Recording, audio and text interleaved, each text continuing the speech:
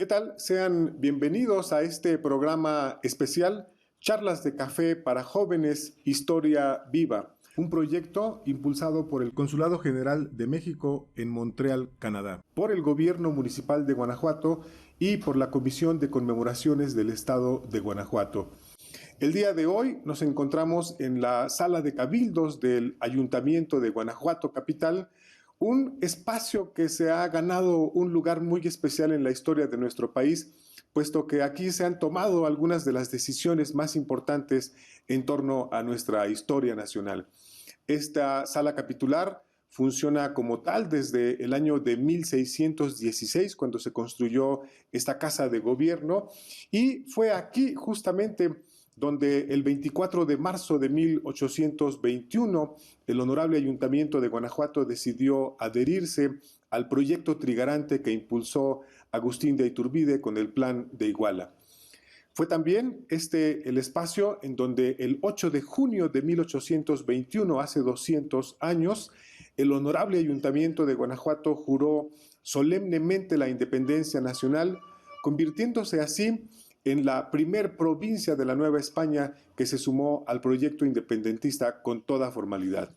Y para platicar el día de hoy acerca de diversos tópicos relacionados con el bicentenario de la consumación de la independencia nacional, nos acompaña el doctor Artemio Guzmán López.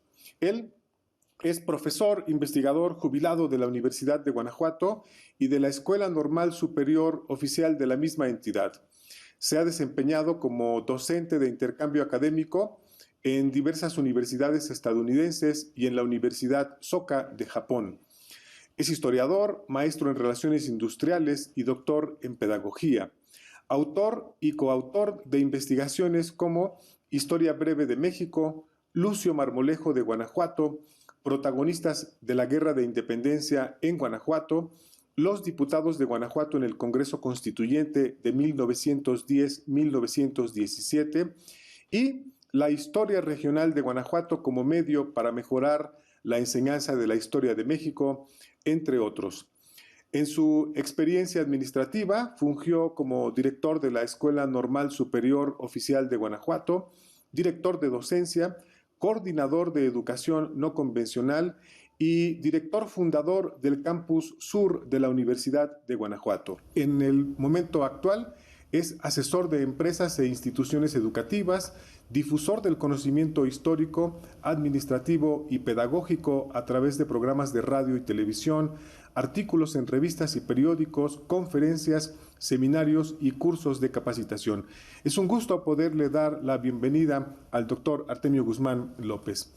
Y me gustaría comenzar esta charla que está dirigida para jóvenes, para que podamos repensar nuestro devenir histórico, para que podamos repensar la importancia de nuestra historia nacional, comenzar con algunas preguntas que están relacionadas con estas conmemoraciones en torno al 200 aniversario de la consumación de la independencia nacional.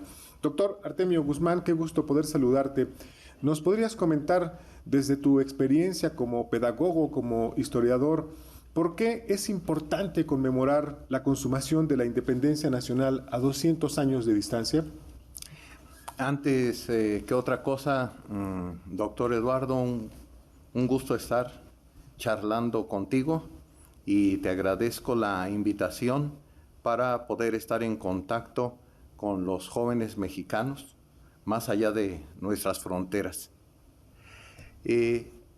Referente a la pregunta, cuando nosotros nos acercamos por primera vez al estudio de la historia, nosotros imaginamos la historia, sus acontecimientos, sus personajes, como algo ya definido, como algo a lo cual nosotros vamos a poder comprenderlo a través de nuestro libro de texto.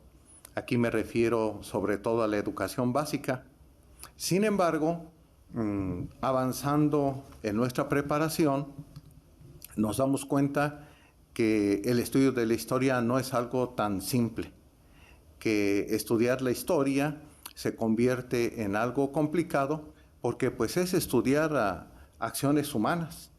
Y las acciones humanas, no solo las pasadas, sino aún las actuales, pues son difíciles de definir y reúnen un conjunto de interpretaciones desde diferentes ángulos que lo convierten en una materia para estudiarse y no para definirse en ese momento, sino para estudiarse y seguirse estudiando y seguirse reinterpretando con cada uno de a través de cada uno de los estudiosos.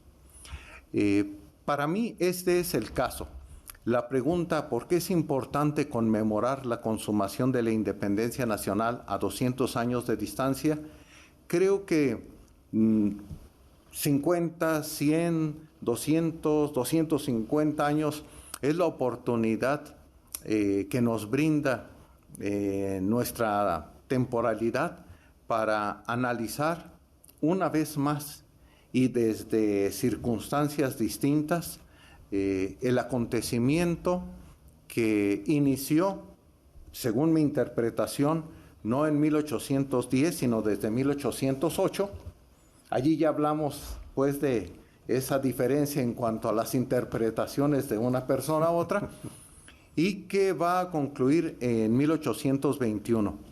Es una oportunidad muy interesante, no solo para los estudiosos de la historia, sino también para los estudiantes de niveles superiores y de educación básica, para dar una mirada analítica a este acontecimiento ahora en el México de 200 años después. En algún momento existirán textos, existirán charlas como esta, donde se diga, esto fue lo que se mencionaba de la consumación de la independencia en tal momento. Y desde luego puede variar dependiendo del tiempo o de las circunstancias sociales desde las cuales se analice. Ese constante analizar de los acontecimientos enriquece a la historia y nos acerca más a la comprensión de ellos, aunque no lleguemos nunca a tener una conclusión definitiva. Pues sin duda muy interesante la respuesta que nos ofreces, doctor. Me parece que es muy claro que se trata de procesos que no necesariamente están anclados a una fecha de arranque y a una fecha de conclusión, sino que, como bien lo comentas, en este caso probable que a partir de 1808 se haya desatado esa euforia por la independencia. Déjenme comentar que a propósito de este panel, teníamos el día de hoy de invitada a la doctora Graciela Bernal, que se ha formado como experta en el tema de la independencia de México, pero por cuestiones de la contingencia sanitaria no puede estar presente con nosotros y nos ha enviado de alguna manera algunas reflexiones que nos pueden ayudar a complementar. Y al respecto de esta reflexión que estamos haciendo con el doctor Artemio, la doctora Graciela nos comparte su razón por qué es importante conmemorar la consumación de la independencia nacional a 200 años de distancia. Ella nos dice que las conmemoraciones ayudan a recordar nuestro pasado, pero también son una oportunidad de reflexionar de una manera distinta el significado y la importancia de los eventos, y más aún de un evento como el que nos ocupa, la consumación de la independencia, considerada el momento fundacional de nuestro país. Las conmemoraciones significativas como los 100 o los 200 años se presentan como una oportunidad de repensar el acontecimiento por sí mismo, y eso se ve principalmente en los ámbitos políticos y académicos, con iniciativas de todo tipo como placas conmemorativas, ceremonias, actos públicos, y desde nuestro ámbito como historiadores solemos abrir foros de reflexión, volvemos a las fuentes para tratar de dar explicaciones novedosas. Quizá también, nos insiste la doctora Graciela, reparar en actores que habíamos dejado de lado con el principal objetivo de tener un conocimiento más completo de estos eventos o procesos y buscar la manera de transmitir este nuevo conocimiento a un público especialista, pero también a un público general, ya sea a través de charlas y conferencias, cápsulas informativos, libros o revistas. En resumen, la importancia de la conmemoración de estos 200 años está pues en esta posibilidad de repensar el pasado. Pues sin duda, doctor Artemio, hay puntos de coincidencia en estas dos visiones que hemos escuchado, la tuya y la que nos comparte la doctora Graciela a través de su escrito.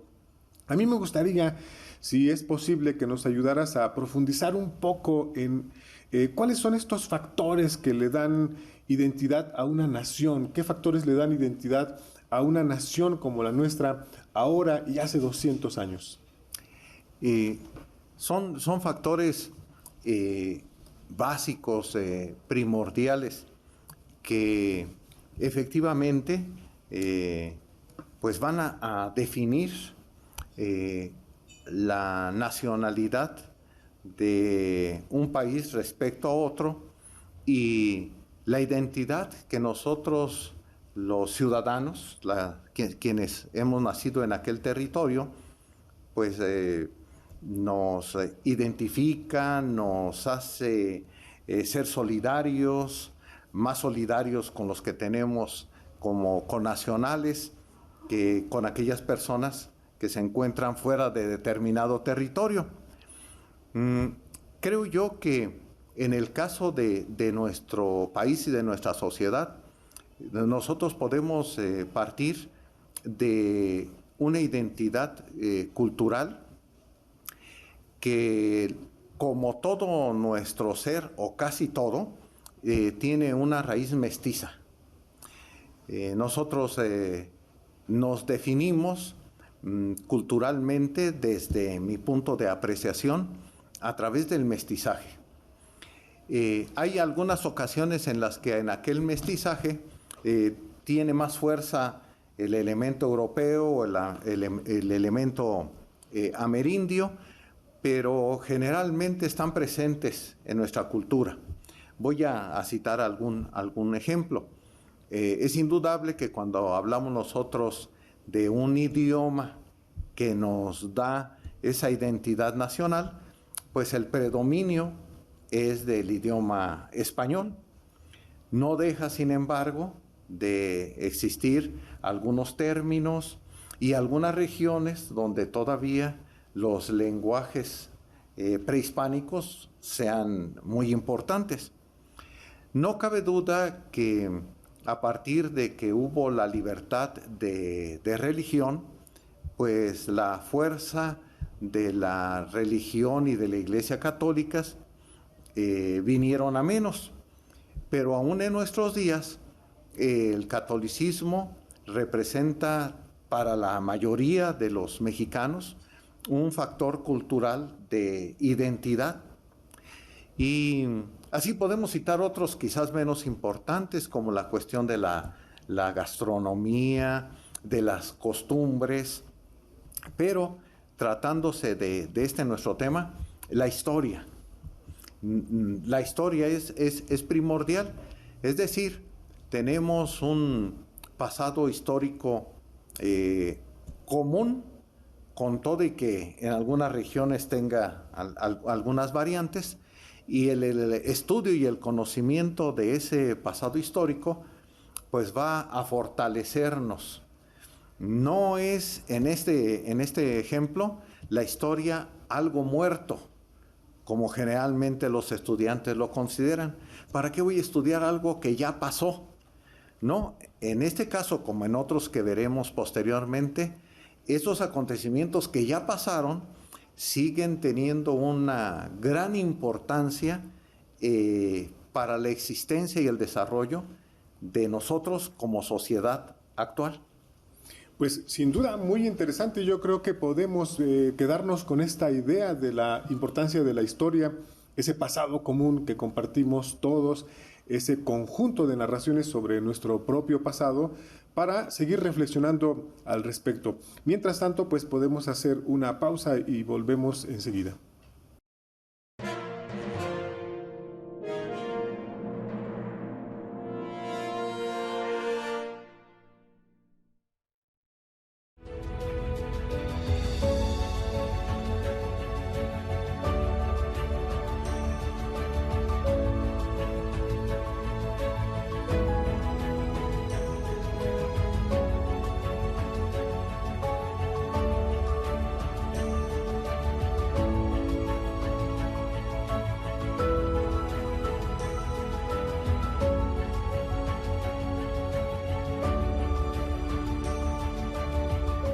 Pues bien, retomamos nuestra conversación con el doctor Artemio Guzmán López sobre estos importantes factores que tienen que ver con nuestra identidad nacional, la trascendencia de nuestra historia nacional. Y a mí me gustaría continuar, doctor, si nos puedes compartir tu experiencia sobre lo que podemos valorar de la historia nacional para ser mejores ciudadanos. ¿Cómo contribuye la historia nacional a que seamos mejores mexicanos?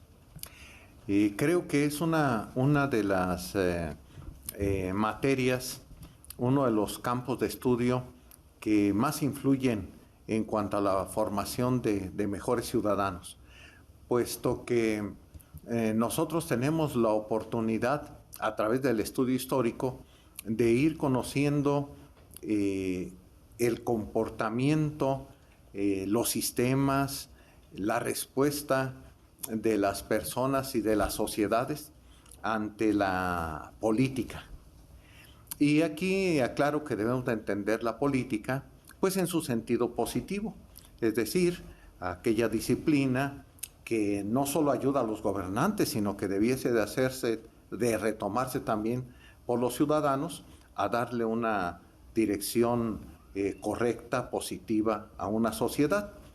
Nosotros analizando, regresando a la pregunta, esta serie de sistemas políticos a través del desarrollo de un país, pues podemos rescatar lo positivo, lo favorable, aquellos momentos que ya pueden ser valorados y decir, bueno, ¿qué hubo en ellos, tanto en los gobernantes como en los gobernados, que permitieron a nuestra sociedad, a nuestro país, salir adelante, avanzar más, tener un desarrollo social o económico mejor?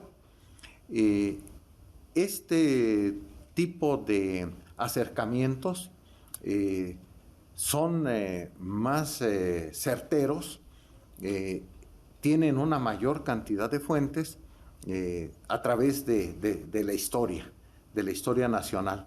Bien podríamos decir que el estudio histórico puede ser una de las plataformas principales para la formación ciudadana de nuestros días. Excelente. Bueno, voy a permitirme compartir la opinión que nos externa la doctora Graciela Bernal al respecto de esta pregunta: ¿qué podemos valorar de la historia nacional para ser mejores ciudadanos? La doctora Bernal nos dice: el principal punto es saber lo que ha implicado construir este país y sus instituciones, lo que ha implicado tener los derechos que tenemos, empezando por el hecho de ser un país independiente, y que para lograr esa independencia muchos hombres y mujeres han tenido que luchar dejando sus familias, sus bienes y muchos de ellos sus vidas. Un segundo punto que depende completamente de nosotros es asumir nuestra responsabilidad como individuos y como ciudadanos. Por ello, no debemos olvidar que detrás de los derechos que ahora gozamos hay muchos hombres y mujeres, muchas historias que merecen ser recordadas y valoradas. Conocer la historia de nuestro país y de manera específica cómo se construyó y cómo se ha mantenido en pie a pesar de tantos problemas que se han presentado desde el momento mismo de su independencia, sin duda nos brindará una perspectiva de lo que somos y del compromiso que tenemos para construir un futuro más acorde con los intereses de todos, respetando las diferencias y lo diverso que es este país. Bueno, es el comentario que nos hizo llegar la doctora Graciela Bernal, pero a mí me parece muy importante, pues, si la historia es este vehículo que tenemos que valorar como un instrumento que nos ayuda a ser mejores ciudadanos. Doctor Artemio, ¿de qué forma los jóvenes de ahora se pueden acercar a la historia patria? Me gustaría comentar una experiencia dentro de la vida académica, de la vida educativa. Tuve la oportunidad de iniciar mi trabajo como profesor con jóvenes de preparatoria y específicamente con adolescentes de preparatoria, porque al llegar al primer curso, pues son aún adolescentes, 15, 16 años, y la actitud para acercarse a cualquier tipo de historia era una actitud con cierto prejuicio.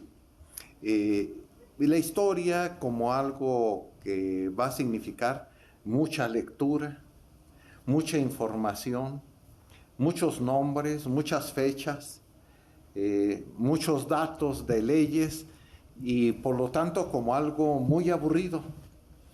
La historia como algo que se les va a valorar igual, que va a tener evaluaciones donde se les van a hacer preguntas y si aquellas preguntas no son exactamente como lo dice el libro de texto o lo explicó el profesor, pues está reprobado.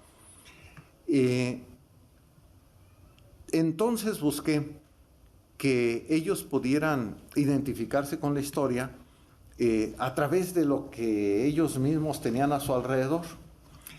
Y empezamos a trabajar la historia oral. La historia oral con sus familiares mayores. Y pues tuve una gran satisfacción.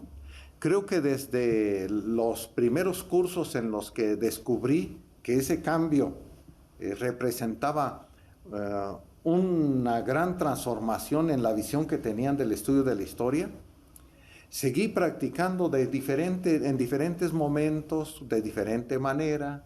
La tecnología avanzó de solo las audiograbadoras a los videos y demás, pero la esencia siguió siendo la misma.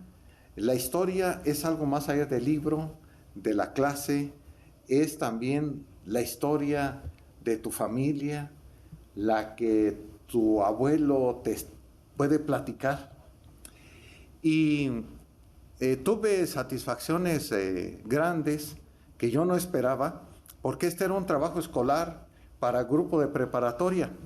Pero, por ejemplo, cuando al que entrevistaban era al abuelo que tuvo la experiencia de ser villista y de haber participado en el ataque a Columbus, no, pues se convirtió aquel trabajo escolar en una fuente de primera mano. O cuando el abuelo, ya ahora radicado en Guanajuato, originalmente nació en el estado de Morelos y vivió aquella represión del general Obregón contra el general Francisco Serrano para evitar que le disputara la presidencia de la República. Creo que no solo se cumplió con la motivación para los estudiantes, sino que también se contribuyó ellos desde ese nivel medio básico con sus trabajos, con un gran interés. Yo pienso que hay diferentes opciones, diferentes metodologías, que la tradicional efectivamente es solo para los que de veras estamos muy entusiasmados con la historia y que el profesor pues debe de partir antes de iniciar su curso de buscar una metodología que motive, que entusiasme, que les haga participar activamente a sus estudiantes. Vaya, pues sin duda que un ejercicio en clase muy interesante, el haberlos provocado para que se acercaran al pasado a través de la experiencia directa con padres, con abuelos, con bisabuelos. Y es que a veces 200 años nos parece una distancia muy grande. Sin embargo, también es verdad que puede por ahí existir posibilidad de encontrar todavía información de lo que pasó hace 100, hace 150, hace 200 años en el propio contexto familiar. No necesariamente tienen que ser héroes, sino también testigos de la historia. Creo que esta es una parte importante. Me parece que esa experiencia te debió dejar gratas memorias, gratos recuerdos. Sí, aquí quiero agregar que aún ahora aquellos estudiantes de 15 años, que pues ahora ya son de 40, de 50, cuando me ven, me preguntan quienes no recuperaron sus audiocassettes de aquellos trabajos. Sí. Muchas veces pudo no haber sido algo tan profundamente histórico, pero me dicen, es que pues es lo único que conservo de mi abuelo. Y yo les advierto, yo no deseché ninguno de esos audiocassettes, permítanme buscarlos. No sé en qué condiciones estén, yo ya no los he escuchado, pero yo los tengo y se los regreso, y a ver si ustedes pueden recuperar el audio de esa grabación. Claro, pues sin duda un testimonio de primera mano, y qué mejor que narrado por sus propios parientes o con esa experiencia que pudieron tener tan cercana en la familia. Y es verdad, bueno, ahí está la recomendación, pueden hacer este experimento en sus familias, los jóvenes que nos ven, también una recomendación para los profesores y poder incluir este ejercicio en su labor. Y es que es verdad que generalmente pensamos que son nombres, fechas, muchos datos, mucha información, pero ¿qué debe de recordar un mexicano joven sobre el proceso de independencia nacional? Creo que debe de partir para precisamente recobrar el acontecimiento en toda su dimensión, debe de partir de la reflexión de que está en una sociedad libre y que esta libertad no se obtuvo de manera milagrosa, que fue la construcción de diferentes generaciones, y que gracias a esas generaciones que no nos son ajenas, porque finalmente de esas generaciones pasadas nosotros recibimos la vida, poder valorar lo que la independencia significa, lo que la independencia representa. Tenemos desgraciadamente diferentes momentos históricos en países actuales donde uno puede darse cuenta que hay diferentes grados de libertad en estas naciones. Solemos nosotros compararnos con los países más desarrollados en todos estos aspectos y sentirnos de los países de atrás. Seamos justos, veamos que hay países que en este momento están atravesando por aquellos años difíciles de quien ha iniciado su independencia. Por decir algo, los países de África, que pues prácticamente en su totalidad son independientes de la Segunda Guerra Mundial muy hacia jóvenes, acá. Naciones muy jóvenes. Y entonces nos daremos cuenta de que el grado de libertad que en México tenemos es muy amplio. ¿Qué fuera de nosotros si no contásemos con esa libertad política, con esa libertad económica? Entonces creo que sería el momento adecuado de decir, pues gracias a las generaciones anteriores, y interesarnos por estudiar de qué manera se logró.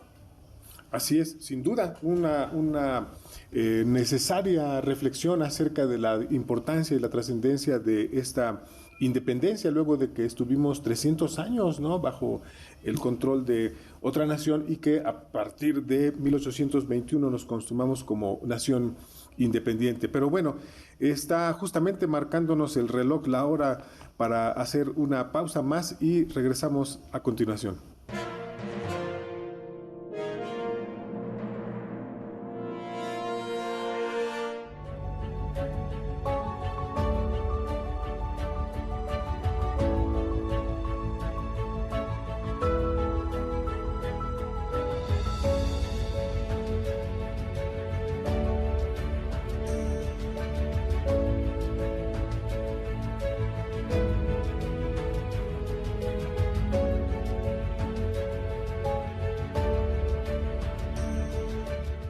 Bien, pues retomamos nuestra conversación con el doctor Artemio Guzmán, que se encuentra aquí con nosotros, y también rescatando parte de los comentarios que nos envía la doctora Graciela Bernal en este programa especial, charlas de café en Historia Viva para Jóvenes.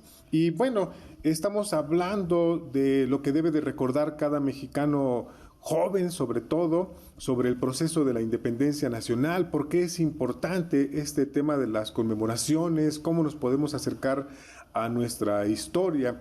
Y toca el turno para hablar pues de algunos de los personajes que fueron claves en el proceso de consumación de la independencia. Y a mí me gustaría referirme en principio al texto que nos remite la doctora Graciela Bernal, que dice: sin duda, México, como cualquier otro país, cuenta con un panteón de héroes, que son los que se nombran en la Noche del Grito cada año, aunque estos prácticamente se ciñen a quienes iniciaron la guerra, y esto es así porque en la carrera de mostrar que se tenían ideas libertarias más tempranas, siempre resultan más importantes los inicios que los finales. Y justamente la conmemoración de los 200 años de la consumación nos lleva a reflexionar sobre aquellos que culminaron la guerra iniciada en 1810, que derivó en la independencia 11 años después. Y creo que más allá de la polémica de que hay que conmemorar si los inicios o los finales, es importante que entendamos que se trata de un proceso muy complejo y no se puede analizar por separado. Entonces, no vamos a entender nada. Hay nombres muy claros: Miguel Hidalgo, Ignacio Allende, Mariano Jiménez, los hermanos Aldama, José María Morelos, entre otros, para el inicio. Y para el final está Iturbide, que por cierto combatió la insurgencia todo el tiempo, Anastasio Bustamante y los líderes locales como es Cortázar en Guanajuato. Pero yo quiero llamar la atención sobre la gente común porque fue la gente que quedó en medio, como se ha dicho en la historiografía, la que quedó entre dos fuegos y debió sobrevivir a uno y otro bando enfrentado. Pero bueno, es la opinión que nos comparte la doctora Graciela Bernal. Yo quisiera escuchar, doctor Artemio, si tú tienes algunos datos, algunos personajes claves que tenemos que conocer para poder comprender mejor este proceso de consumación, porque se da la consumación en un contexto de muchos cambios, de muchos contrastes. ¿Qué personajes son los que tú nos sugieres atender en esta época? Con anterioridad se comentaba qué podíamos nosotros hacer sobre el estudio de la Guerra de Independencia 200 años.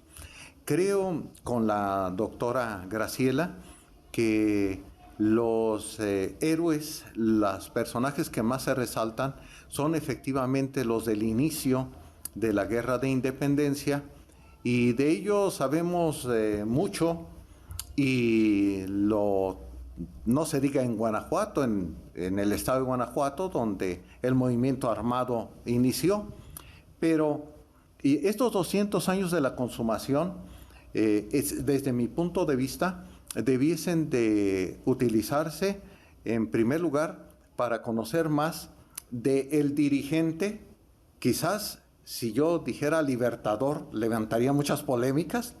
El dirigente principal de la consumación de la independencia, aquel que nosotros conocemos como Agustín de Iturbide. Quiero dar algunos datos sobre él. Su nombre completo fue Agustín Cosme Damián de Iturbide y Aramburu. Él nació en Valladolid, lo que ahora es Morelia, el 27 de noviembre de 1783. Es de origen criollo, es decir, un español nacido en América, cuyos padres fueron José Joaquín de Iturbide y Arregui, originario de Navarra, y su madre María Josefa de Aramburu y Carrillo de Figueroa, una criolla nacida en Michoacán. Es una familia no solo rica, sino pues sumamente rica para el entorno de Michoacán, y gracias a eso pues él tiene la oportunidad de elegir entre estudiar, está incluso algún tiempo en el seminario tridentino, o bien dedicarse a la administración de algunos de los bienes de la familia. Se decide por esta segunda actividad y allí va a practicar una de sus grandes aficiones. Hoy diríamos la charrería, porque Iturbide es un jinete consumado, va a ser un jinete consumado gracias a esa afición. Pero como la generación de criollos a la que pertenece se ve atraído por pertenecer a los regimientos provinciales que se van a crear a principios del siglo XIX, y él va a integrarse al regimiento provincial de Valladolid. A los 22 años, además, va a contraer matrimonio con Ana María Huarte y Muñiz, una heredera muy rica también. Y la gente normalmente nos preguntamos, bueno, si tiene tantos puntos de similitud con Allende, con Abasolo, con los Aldama, ¿por qué no participa en el movimiento de independencia desde un principio? No obstante que Miguel Hidalgo le invita y que además le ofrece el puesto de teniente general si se une a su movimiento. Creo yo que no es un solo caso. Veo yo que también entre otros personajes criollos en el ejército realista, en las mismas condiciones sociales y económicas, participan en el otro bando. Y creo que esto tendrá mucho que ver ya cuando al final exista una convocatoria para que todos luchen por la independencia. Por el contrario, en lugar de integrarse al movimiento insurgente, va a estar en movimientos a favor del gobierno español, de los realistas. Incluso desde 1808, cuando llega aquel movimiento de el virrey Iturrigaray y la manera como la audiencia va a sofocar aquellas inquietudes del virrey, Iturbide lo va a aprobar. O en su tierra, cuando se descubre la conspiración en Valladolid de 1809, pues él va a estar de acuerdo y va a dar su aprobación, y ya está dentro del regimiento provincial. Entonces él se manifiesta contra estos conspiradores. Ubicado como realista en el ejército contrario a los insurgentes, no solo va a ser un oficial más, sino que además va a ser un apasionado de la contrainsurgencia. Desde su participación en la batalla del Monte de las Cruces, hasta la captura de Albino García, el guerrillero Albino García, en 1812, que le va a permitir ser teniente coronel en el ejército. La derrota en Salvatierra de la tropa de Ramón López Rayón. Cuando él es, a raíz de estos triunfos, nombrado comandante de la provincia de Guanajuato, pues alcanza, yo creo que un nivel que cualquier criollo podía sentirse ya satisfecho, porque para llegar más allá habría que haber sido español de España, español peninsular. Entonces vienen los abusos, vienen las autoridades, los particulares que se quejan de él por su abuso de autoridad, por la malversación de fondos, por el cobro de peajes que no se justifican. Esto será tan grave que no obstante las autoridades de verle lo que le deben a Iturbide como represor, tendrán la necesidad de someterlo a proceso, de destituirlo y someterlo a un juicio del cual, pues definitivamente, con la ayuda de las autoridades del ejército, va a poder librar, aunque ya no va a quedar reintegrado al ejército realista. Hasta ahí nosotros tenemos muy bien definido el perfil de una persona que ha sido fiel a una determinada corriente. Para 1820, y aquí viene el cambio que no solo para nuestro personaje, sino para la sociedad. Recordemos que para 1820 en España estalla una revolución liberal dirigida por Rafael del Riego, y que esta revolución no solo va a conmover a España, sino a todo el imperio español, porque representa la revolución inspirada en las revoluciones desde la francesa, que van a buscar cambios como, en el caso de España, la restitución de la Constitución de Cádiz. Ya había sido un primer intento para limitar el poder real, el respeto a la soberanía nacional, la igualdad de todos los habitantes ante la ley, de todos los habitantes mayores, claro, mayores de edad, la libertad de religión, la sujeción de las iglesias a la autoridad civil, la convocatoria para reunir cortes, parlamentos, diríamos nosotros ahora, y aquí muy importante, la insistente solicitud de otorgar la autonomía a las colonias. Es decir, lo que en la Nueva España no se había conseguido hasta ese momento, porque esto es una gran similitud respecto a pensamientos, sobre todo como el de José María Morelos, ahora iba a llegar a la colonia desde fuera, desde España. Al ver lo que se avecina, los que luchaban por la independencia, pues debieron ahora de decir, ya no luchamos, ya nos va a llegar de España, no hay necesidad de seguir luchando. Pero los que se oponían a la independencia, ahora dicen, vamos a independizarnos. La aristocracia novohispana pues va a estar dispuesta a buscar la separación de España, porque dirá, bueno, preferible la independencia de España a vivir una revolución social.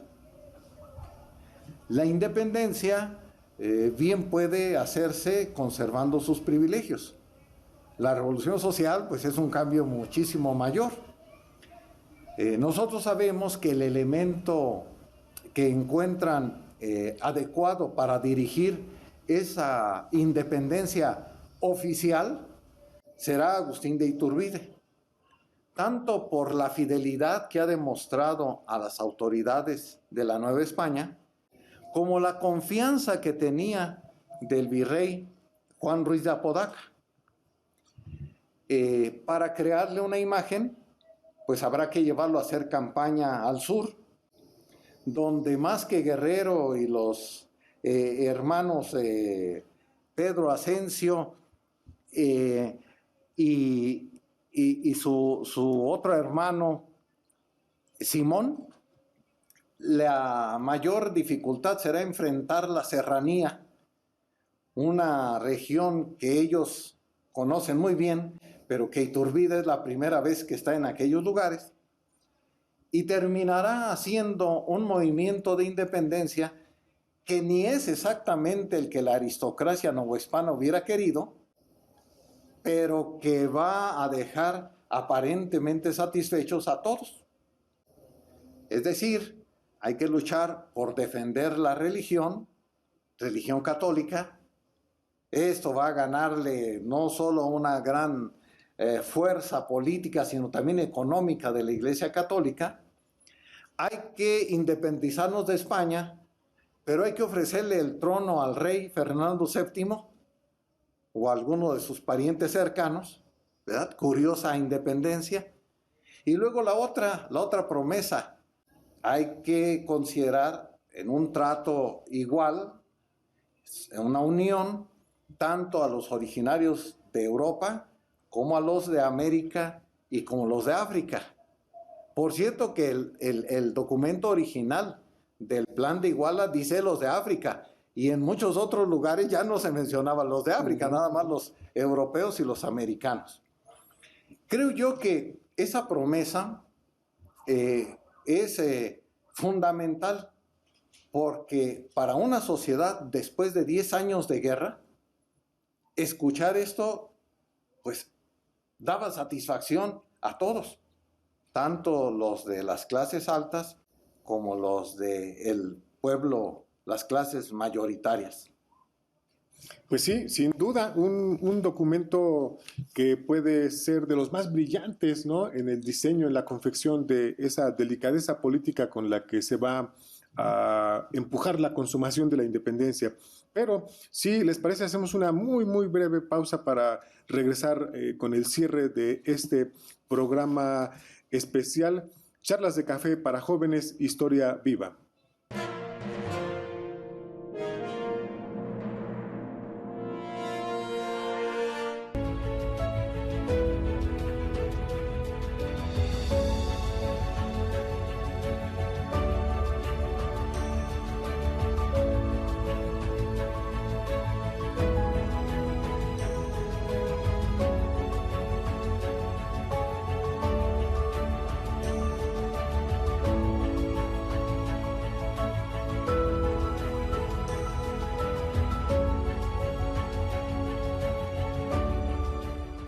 Bien, pues llegamos al momento de las conclusiones en este programa especial, estas charlas de café para jóvenes, Historia Viva, en esta ocasión con el doctor Artemio Guzmán, que nos ha estado conduciendo con un conjunto de reflexiones muy interesantes acerca de nuestra historia. Pues, doctor Artemio, estamos llegando prácticamente al cierre de este programa especial y me gustaría a mí que nos platicaras un poco ¿cómo es que se vivieron después de 11 años con 11 días, que es exactamente lo que duró la guerra, después de un saldo de 500,000 de muertes y después de una serie de confrontaciones entre los distintos grupos que tuvieron injerencia en nuestra lucha por la independencia nacional, la destacada participación de mujeres, de niños en algunas batallas? ¿Cómo es que se vivieron esos últimos momentos de nuestra independencia nacional? El Plan de Iguala, con las promesas que las vemos todavía reflejadas en nuestra bandera nacional, esta promesa de mantener la religión, que luego pues vendrá un cambio ya posterior, allá en los tiempos de la época de la Reforma, esta promesa de la independencia política y esta promesa de la unión y algo también muy importante, la igualdad de oportunidades que promete para aspirar a los empleos, tanto decíamos para americanos como para europeos y africanos, pues va a permitir al ejército llamado trigarante tener una campaña militar relativamente fácil comparada con las campañas originales, las primeras, las campañas militares de Miguel Hidalgo, Allende, o las campañas también diferentes de José María Morelos. Se van a unir a él algunos de los antiguos realistas, muy interesantes las vidas de ellos, Por ejemplo, se mencionó ya a Anastasio Bustamante. Está un personaje que es clave porque cuando él se une al ejército trigarante, otros de sus amigos y de sus subordinados lo va a hacer, que fue Pedro Celestino Negrete, José Antonio Echevarri, también entre los principales, pero también tener a los antiguos insurgentes, algunos que habían resistido y otros que se habían indultado, pero que deciden ahora volver a la lucha. Es cierto que nosotros mencionamos a Vicente Guerrero por haber sido el primero de estos insurgentes sobrevivientes que se une a la nueva campaña, pero es indudable que Nicolás Bravo es probablemente entre los antiguos insurgentes el que más destaque en el campo ya militar, y personas como Guadalupe Victoria. Cuando vienen acciones militares, pues hay ciudades importantes, digamos San Juan del Río, primero Querétaro, San Juan del Río, Puebla, que podríamos considerar los enfrentamientos mayores, y el que se esperaba que sería el definitivo y quizás el más violento, y que afortunadamente finalmente no sucedió así, el de la Ciudad de México. La Ciudad de México queda indefensa después de que tanto Puebla como Querétaro están en manos de las fuerzas trigarantes, y por lo tanto pues van a llegar en una negociación a la entrada, la salida primero de las autoridades virreinales y luego la entrada del ejército trigarante.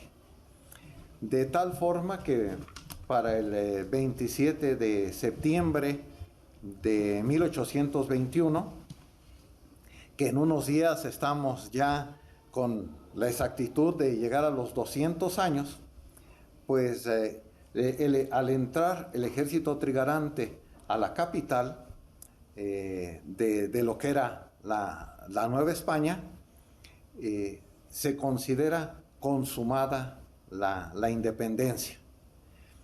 En los días posteriores vendrán la cuestión de la firma del acta de independencia, en la cual, por cierto, participa un guanajuatense, ¿verdad?